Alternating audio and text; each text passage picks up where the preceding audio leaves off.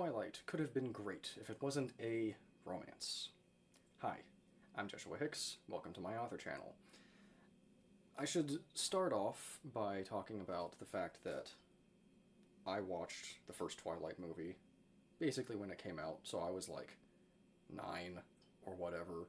And so it was the first time that I had seen non-child focused vampire fiction. So naturally, it sparked my interest. Of course, very quickly I figured out that the Twilight vampires aren't real vampires, and the Twilight werewolves are not real werewolves. um, and so, I mean, if you've been on the internet for very long at all, you have seen people rip every aspect apart completely, from the extremely toxic love interests to the terrible, terrible writing to the awful performances from otherwise good actors. And so there's just this cacophony of just absolute nonsense around this franchise. And because people still seem to watch that kind of content, even including me sometimes, I figured, why not go into what I think could have made it decent? If I had been the person to write it. Usually I wouldn't do that sort of thing, but I feel like with this,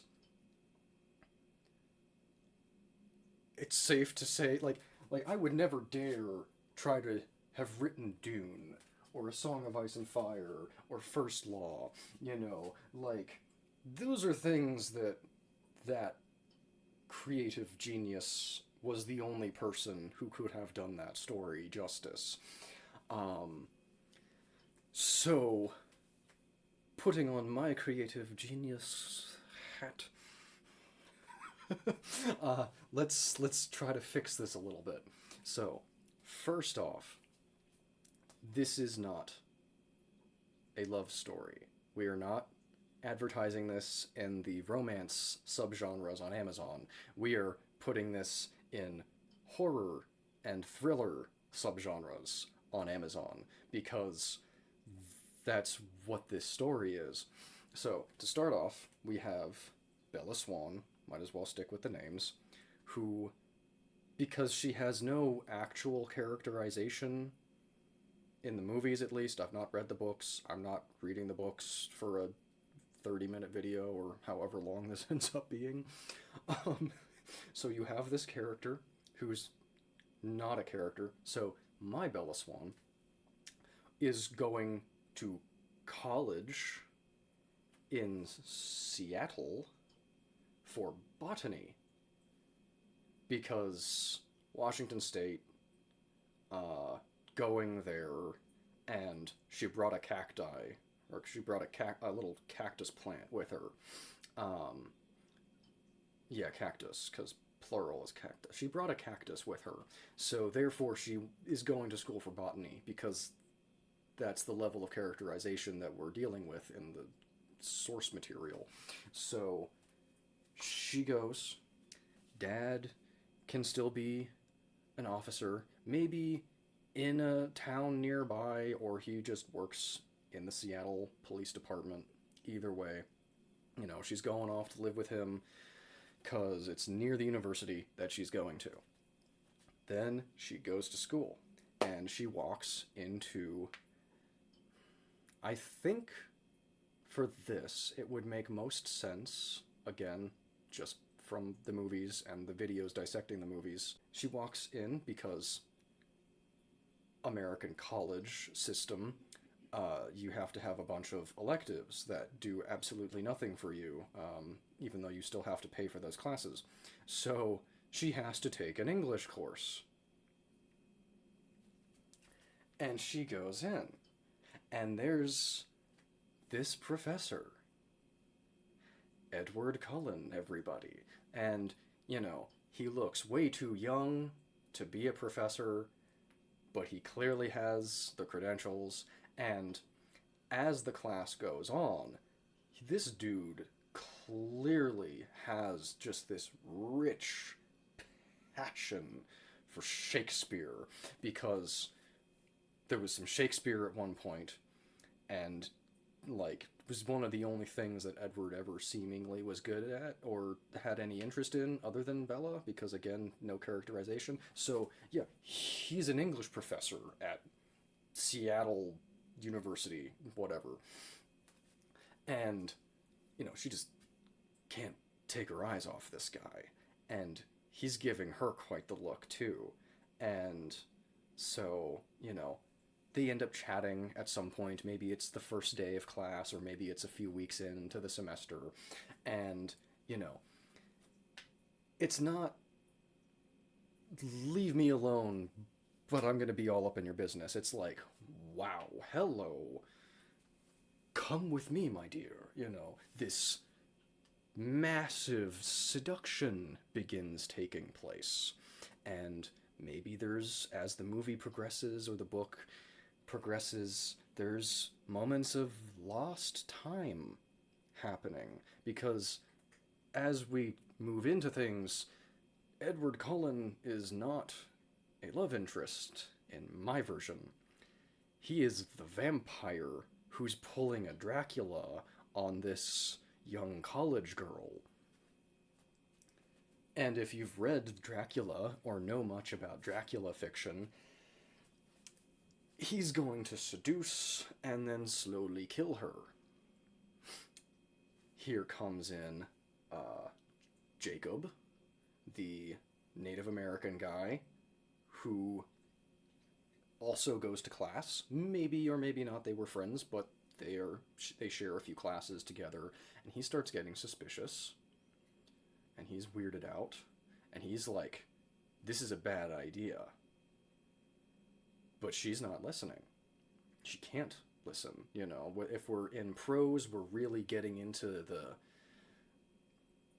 internal monologue, the really dialogue she's having with herself, because it's like almost this supernatural pull, because again, in the source material, why does she love him so much? Why does she spend literal months just depressed over the breakup?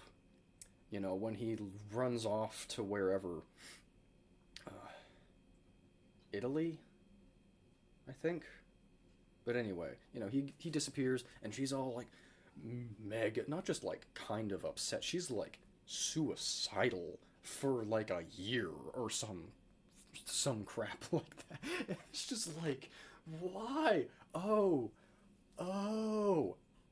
it's because it's not love. It's because it's vampiric persuasion, this 100-year-old vampire who may or may not be a lot older than that, because again, he's the villain in this version. It's bad, and it makes sense, and the reader / watcher knows exactly what's happening, but the protagonist doesn't. And so we basically just get an extended version of that section of Dracula where those three women were seduced and slowly transformed into brides. And we can go to the Cullen Manor and meet the other vampires, and perhaps even they say some things to him, because they're trying to be more like the vegetarians, like not do this kind of shit, because when they do that, it goes bad. He doesn't care. She doesn't care, he doesn't care, and so we would end up having the werewolves legitimately coming to help.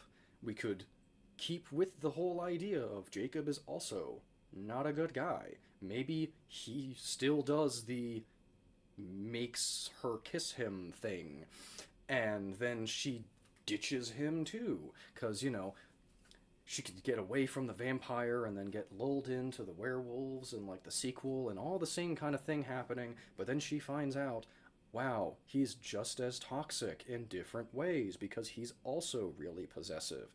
And so we could end the story on a note where there is no relationship because she don't need none of that toxic crap. She can go off and be her own person, and when she finds the right guy, if she does, she can do that. So we don't have to have any of the oh happy ending because romance thing, because we're not in a romance story. This is a psychological thriller slash horror story. And, I would hate to leave out Victoria, because that first actress just had a presence to her. So maybe, just maybe, she is the Seattle representative for the Volturi. I know, right? Like, having one main antagonist, other than the Edward, rather than having that be split up and all that, she could just be the Seattle representative here, because clearly either the author was familiar with Vampire the Masquerade, or just accidentally did a much lamer version of that. But in the Vampire the Masquerade universe, there are different types of vampires and all this stuff, but there are the Camarilla, and they are this sophisticated, uppity, like from Western Europe style government structure that has formed that, they say they're in charge of all vampires. The Anarchs and the Sabbat and everybody else, these other factions very much disagree, But you have the Camarilla, who are a faction that functions very much like a Volturi type thing, where it's like, yeah, you must keep up the masquerade. You cannot allow humans to become aware of our presence, because if they band together, they'll probably overpower us. And we like being the secret overlords of everything. So you could play more into that as Bella gets away. Maybe she becomes a vampire earlier on and, leaves, but still has like that connection to her sire that often you see. And maybe even earlier on in the series, she was a ghoul for Edward, which is when a human basically becomes addicted to the blood of a vampire. That their blood gives us just as much revitalization as our blood gives to them. And so there's this like parasitic, kind of potentially symbiotic but often parasitic relationship that forms, and you could go into all that kind of thing. And I don't know how it would play out, because obviously the events here would be completely different than the events from the books, but something that, or the movies rather, because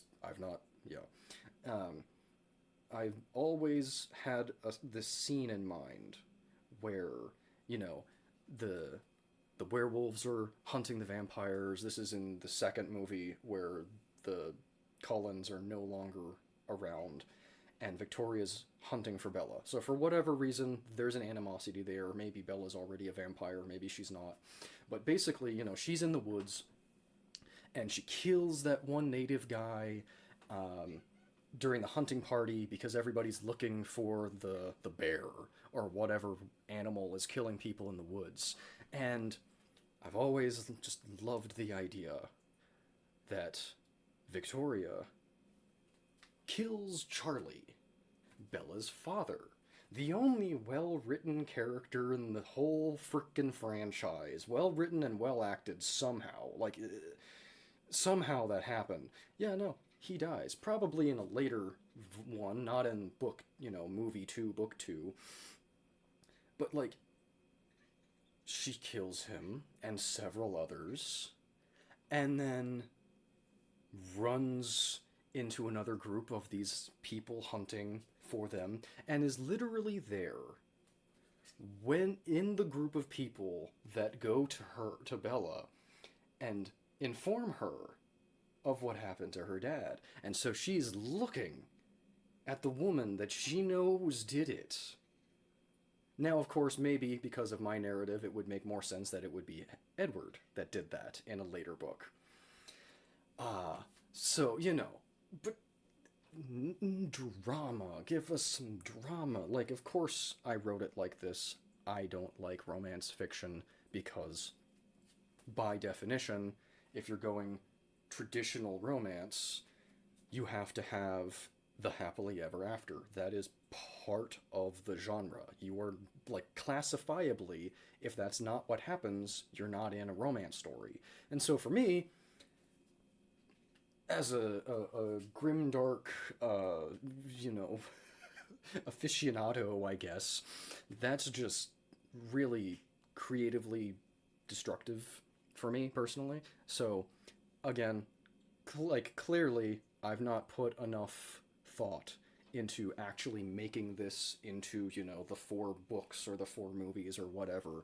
But doing it like this, plucking the similar ideas, the Volturi, the werewolves that protect the people in the area, like, these different elements could have been done in a thriller slash horror type story where Bella starts off as this naive little, you know, Phoenix from Phoenix girl who goes to Seattle and gets becomes a ghoul to a vampire and then breaks away from that because of the werewolves and realizes that the werewolves are just as toxic because they're like, hey, these are our humans, mine, you know, and end it with no romance at all. Or maybe there was a human guy or gal that was at the university the whole time. That's just been like a little side character, like throughout the story, and they end up together if you want to have the romance at the end or whatever. It's like, you know, there's it's just vampires and werewolves and humans being brought in unwillingly into their world. Like, there's some really good fiction that does that, and I feel like Twilight could have done some of those things if it was written even remotely in a way that was meant to be interesting to anyone other than the writer. But anyway, that's just my take. Those are just my general feelings on the topic. Let me know what you think in the comments below. Since you made it all the way to the end of the video, clearly you enjoyed some aspect of it, so go ahead and leave a like and subscribe to the channel for the next one. You can get the first 5 chapters of my book when you sign up for my mailing list, and you'll be alerted when the book is out for you to purchase. Thanks for watching. See you next time.